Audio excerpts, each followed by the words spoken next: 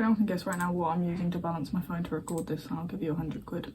But yeah, back on Reddit, what a shock. Today reading through r/petty revenge because the titles I've seen. Girl does 0% of the work on a huge project and gets 0% of the credit. This story takes place my third year of college. I was taking a class where the entire grade was determined by a semester-long final project. We were supposed to be in groups of 3 on the project, but the third guy in our group had more sense than me and bailed early. This left just me and a lazy girl, hereafter known as LG. LG didn't do anything the entire semester. I would ask her to work on pieces of the project, but she always had an excuse for why it wasn't done yet, or in her case, started. Now, I didn't want any confrontation with this girl. She was my friend at the time, but I finally lost it one night towards the end of semester. I'd asked her to meet up at my house to work on the project, but something important came up. Fed up with this one-sided partnership, I decided to air my woes at the local bars, and guess who I run into?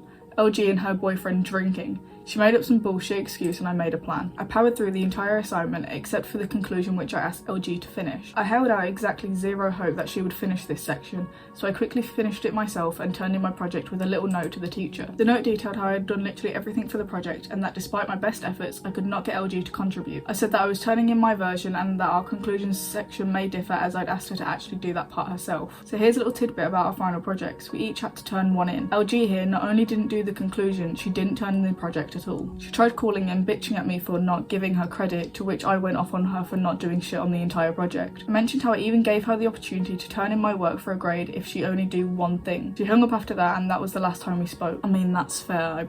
If I was in that position, I probably would have done the same thing, because why would anyone willingly let a person like that get credit for something they did nothing towards? That just doesn't make sense. If you didn't do anything towards it, you don't deserve to get any of the credit for it. That's just logical sense. The fact she also went off at you for not giving her credit when there's nothing to give her credit for is absolutely hilarious. This girl in the theatre had her feet up on the back of my friend's chair. I was out to a movie with my friends last night. We come and sit down and I realised pretty soon that this girl in the row behind us has her feet up on my friend David's seat. She's there with one of her friends. So David turns around and says something like, do you think you could put your feet down? And I think they say something in response, but I didn't hear it. The feet didn't go down. A few minutes later, David says, hey, will you get your feet off my chair? It's extremely rude. And they still don't budge. So I tell David that he should go find an employee and tell them to talk to this girl. He does exactly that, and after a couple minutes, an employee comes up and talks to this girl. She is obviously pretty peeved, but begrudgingly agrees to put her feet down. After the employee leaves, she puts her feet right back up. At this point, I'm pissed off. Why is it so important to you that you have to have your feet up on someone's chair? You're just being a brat. So I get out of my seat, walk up 2 rows, sit down in the seat directly behind this girl and stick my foot on the back of her chair and push it forward. They both turn around and try and say something to me, but I can't really hear them since the movie has started by this point. So I just say, just watch the movie. I kept my feet up there the entire movie. It felt like I had done wall sits for 2 hours, but I'm glad I did it. Oh my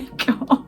I wish I had as much confidence as this, because people who put their feet up on other people's seats, whether you're on a plane, whether you're in the movies, just why would you? It irks me so much. I hate it when I'm in the movie theaters or when I'm in a plane and someone is kicking the back of my seat, just like, I want to scream at them. I'm already excited for this one based off the title because kids can do the funniest shit sometimes. My 9-year-old's petty revenge. Today I got a call from the school my 9-year-old attends asking to please come up to the school because my daughter was in trouble for vandalising another child's property. This surprised me because my daughter is a bit of a goody two-shoes and never gets in trouble, so I dropped what I was doing and swung by the school to find my daughter sitting in the principal's office grinning ear to ear. I was ushered in to take a seat. The principal immediately launched into a tirade about how my daughter had deliberately broken another girl's necklace and how unacceptable it was. Once he was finished, I turned to my daughter to hear her side of the story. Last year, my daughter saved up her pocket money to buy best friend necklaces for her and this girl. I ordered them from wish.com for her. This year, the friendship went belly up when I discovered this girl was trying to extort her friends, including my daughter, into buying her expensive items on a kids game with threats, backstabbing my daughter and threatening anyone who dared play with her at lunch, so she was completely isolated. My daughter cut off contact and has been rebuilding her friendship circle, and all was going well until this little girl started repeatedly demanding that my daughter give her the other half of the friendship necklace so that she could give it to someone else. The fact that we were the ones that bought the necklaces to begin with was apparently a minor irrelevant detail. My 18-year-old niece and nephew are very protective of their young cousins and were quite upset for her, so they decided to offer her the opportunity of therapeutic destruction. Last weekend they got out their tools and helped my daughter shatter the charm into 7 or 8 pieces with a hammer, some pliers, and had a great time. My daughter put the pieces of the charm in her jewellery box as a reminder of what a fake friends can do to you. Anyway, apparently this girl kept demanding the necklace every day, hassling her, so my daughter hatched a plan. She gathered up the pieces into a little bag, took them to school today to empty the bag in front of the girl, and told her her she was welcome to have the necklace as long as she likes jigsaw puzzles,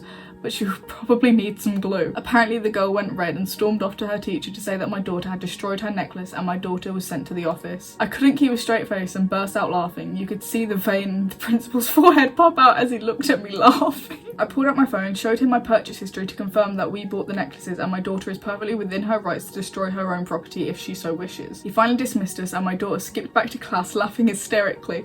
My niece and nephew are quite proud and are planning to take my daughter out for ice cream this weekend to celebrate her standing up for herself. Oh my god!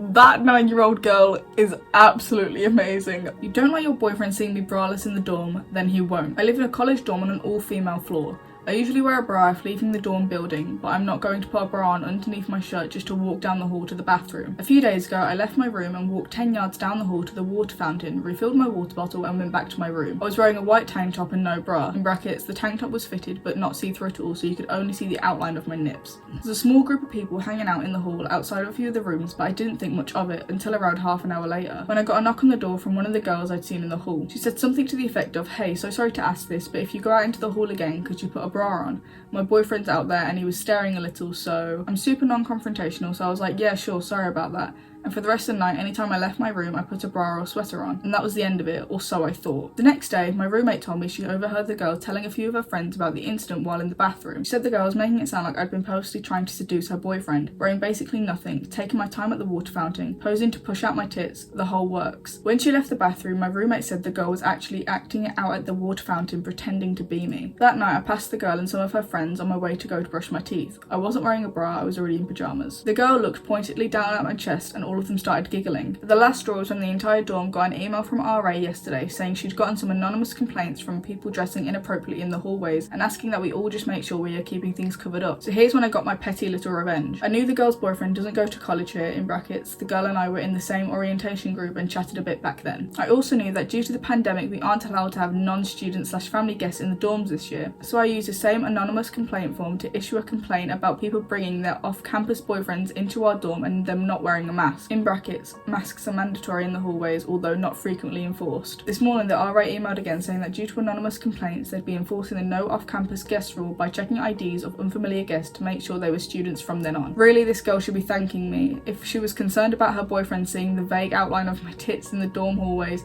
she no longer needs to worry. Well, shit. I'm gonna finish this video here as I'm getting very hot and my face is going kind of red. But I hope you enjoyed. If you did, then please like, comment and subscribe. It helps me out a bunch and I really appreciate it. Also, if you want, you can follow my Twitter. My @ is here and I will put a link to it in the description. So yeah, hope you enjoy and I will see you whenever I next see you.